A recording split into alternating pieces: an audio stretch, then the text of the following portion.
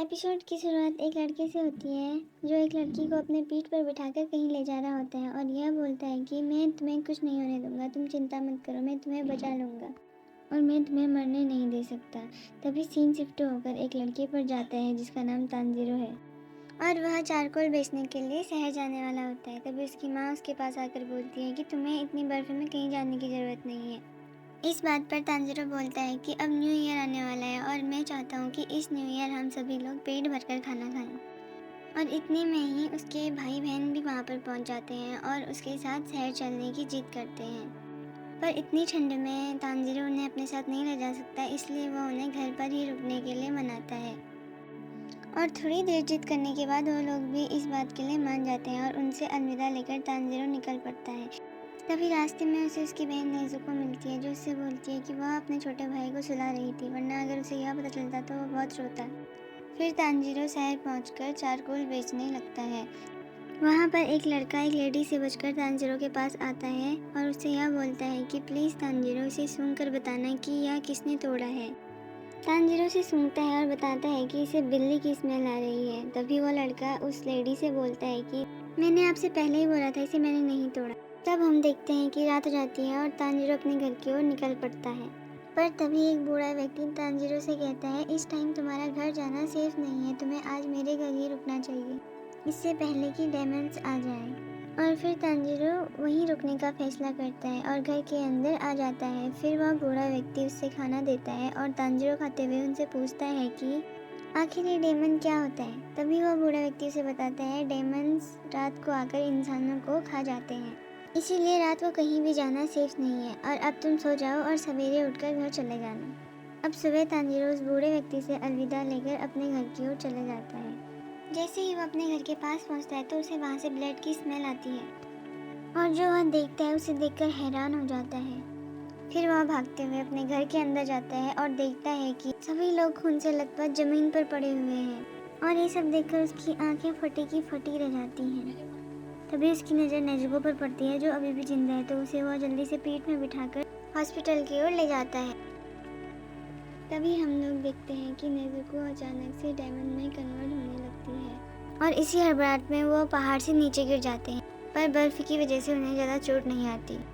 Tanjiro Nezuko को खड़े देखकर उसे कहता है कि तुम्हें खड़े होने की ज़रूरत नहीं है, मैं तुम्हें अपनी पीठ पर बिठाकर हॉस्पिटल लेके जाऊँगा। और तभी अचानक से डायमंड बनी नेज़ुको तानजीरो पर हमला कर देती है और तानजीरो खुद को बचाने के लिए अपनी कुल्हाड़ी की लकड़ी को नेज़ुको के मुंह पर फंसा लेता है, पर नेज़ुको तानजीरो पर भारी पड़ने लगती है। ये सब देखकर तानजीरो इमोशनल होकर कहता है कि मुझे माफ़ कर देना, मैं तुम लोगों को बचा नहीं पाया। और फिर नेज़ुको से कहता है कि तुम चिंता मत करो, मैं तुम्हें कुछ नहीं होने दूंगा, मैं तुम्हें बचा लूँगा। फिर हम लोग देखते हैं कि नेज़ुको की आंखों से आंसू आने लगते हैं। तभी एक लड़का तलवार लेकर नेज़ुको पर हमला करने लगता है और तानजीरो उसे बचा लेता है।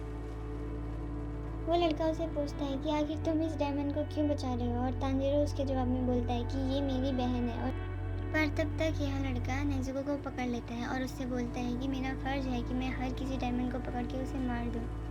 इतने में तानजीरो कहता है कि यह मेरी बहन है और इसने अभी तक किसी भी इंसान को नहीं मारा, और यहाँ तक कि मुझे अपने घर से एक अनजान स्मेल आ रही थी और मुझे लगता है कि उन लोगों ने ही मेरी पूरी फैमिली को मारा है और मेरी बहन नेज़ुको ने अभी तक किसी इंसान को नहीं खाया है। फिर वो लड़का उसे कहता है कि तुम क्या मजाक कर रहे हो, अगर मैं इसे छोड़ूंगा तो ये तुम्हें खा जाएगी। तानजीरो कहता है नहीं, वो नहीं खाएगी, तुम गलत हो, वो मेरी बहन है और वो यह भी जानती है कि मैं उसका बड़ा भाई हूँ, प्लीज़ उसे छोड़ दो, मैं उसे बचा लूँगा और मैं उसे दोबारा डायमंड से इंसान में कन्वर्ट कर लूँगा। उसे बताता है कि ऐसा नहीं होता, अगर एक बार इंसान डायमंड बन जाता है तो वो दोबारा इंसान में कन्वर्ट नहीं हो सकता। फिर तानजीरो उसे बोलता है कि प्लीज़ उसे छोड़ दो, मैं उसे अपने साथ ले जाऊंगा और उसे बचा लूँगा, मैं तुमसे भीख मांगता हूँ। फिर उस लड़की को बहुत गुस्सा आ जाता है और वह नेज़ुको पर हमला कर देता है, जिसे देखकर तानजीरो भी उस पर हमला कर देता है और फिर वह लड़का तानजीरो पर अपने स्वॉर्ड से मार कर उसे बेहोश कर देता है।